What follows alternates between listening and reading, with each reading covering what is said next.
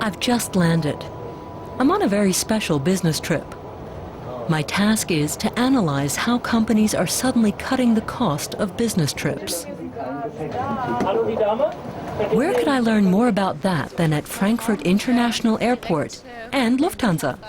By asking whether they have a kind of monopoly on this flight route immediately gets me into a discussion with Lufthansa's senior vice president.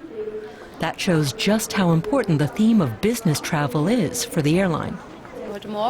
This morning I flew Lufthansa from Berlin to Frankfurt.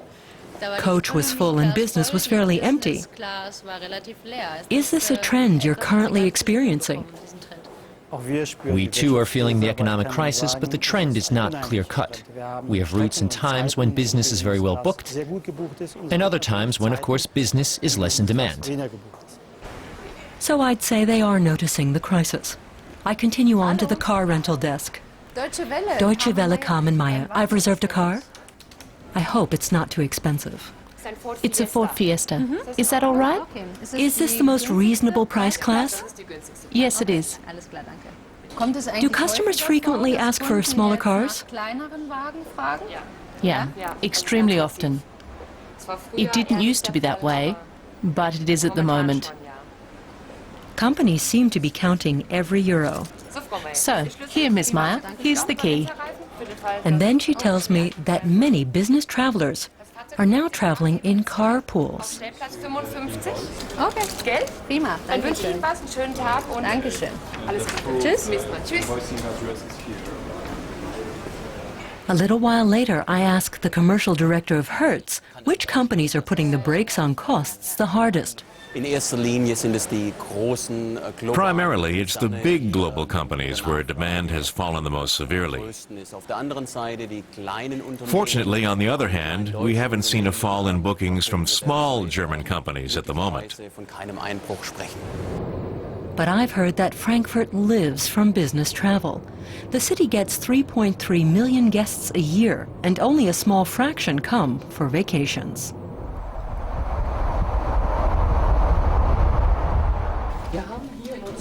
My next appointment is with the Carlsen Wagenlit Travel Company, which specializes in business trips.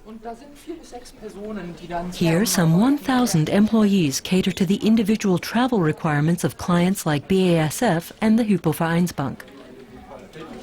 The company says February was a catastrophe. Business fell by 36%. CWT isn't just present here in Germany, it caters to companies all over the world. Is saving on business travel a typically German phenomenon?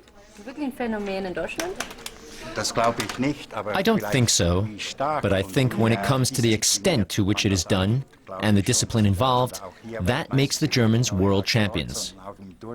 Not just in exporting, but also in enforcing such measures.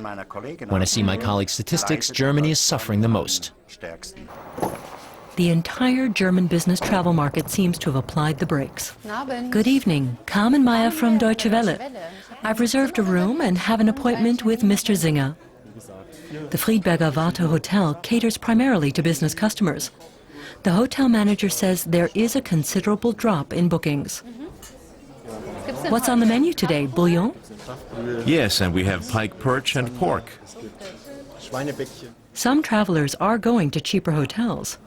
But this hotel isn't planning to slash prices. Mr. Singer, to what degree are people really trying to save money on accommodation? We get people standing at reception who say they have travel guidelines that call for prices 20% under the contract rate. Can we do something about it? Things like that. So people are trying to negotiate you downwards? Yes, everyone actively.